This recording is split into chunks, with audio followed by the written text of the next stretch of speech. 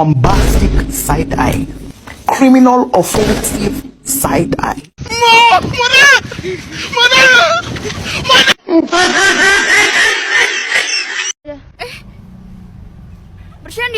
Bercanda.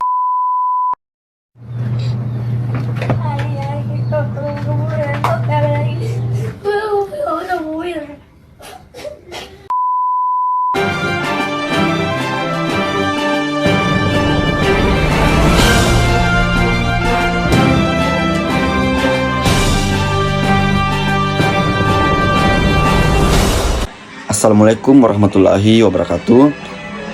Shalom, Om Swastiastu, Namo Buddhaya, Salam Kebajikan, Rahayu. Perkenalkan, nama saya Amirul Haq Abdullah. Saya mahasiswa Fakultas Hukum, program studi Ilmu Hukum, Universitas 19 November Kolaka dengan NIM 211130473. Pada kesempatan kali ini, saya akan menyebutkan beberapa teori dari pemungutan hukum pajak. Di sini ada 5 teori, dan nanti saya juga akan menjelaskan teori apa saja yang tidak sesuai dengan hukum alam nyata. Oke, langsung saja. Teori yang pertama yaitu teori asuransi. Yang kedua yaitu teori kepentingan. Yang ketiga yaitu teori daya pikul. Yang keempat teori bakti, dan yang kelima adalah teori asas daya jual beli. Dan di sini ada 2 teori yang tidak sesuai dengan hukum alam nyata, yaitu teori asuransi. Mengapa demikian? Karena teori asuransi ini dalam hukum pajak diibaratkan sebagai suatu premi asuransi yang wajib dan harus dibayarkan oleh orang-orang agar mendapat perlindungan hak-haknya dari pemerintah. Sedangkan teori kepentingan diartikan bahwa negara yang melindungi kepentingan harta dan jiwa warga negaranya dengan memperhatikan pembagian beban yang harus dipungut dari masyarakat. Dari 2 teori ini mempunyai kelemahan masing-masing, dan yang membuat teori ini tidak sesuai dengan hukum alam nyata. Oke, dari 2 teori ini memiliki kelemahan. Yang pertama, kelemahan dari teori asuransi.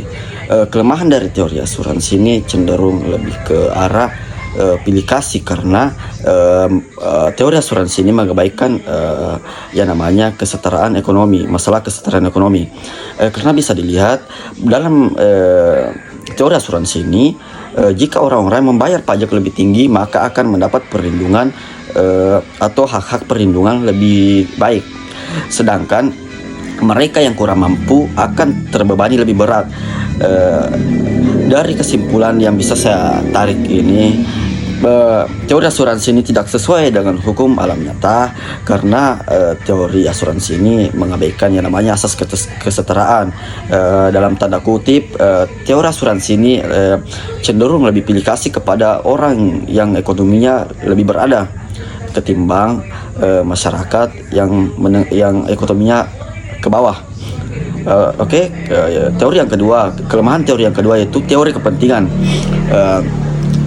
Kelemahan dari teori kepentingan ini adalah bahwa seringkali sulit untuk menentukan dan mengukur kepentingan individu secara objektif maupun kepentingan kelompok secara objektif juga. Dalam praktiknya kepentingan setiap orang berbeda-beda antara individu dan kelompok, sehingga pemungutan pajak berdasarkan kepentingan bisa menjadi subjektif dan rentan terhadap penyalahgunaan.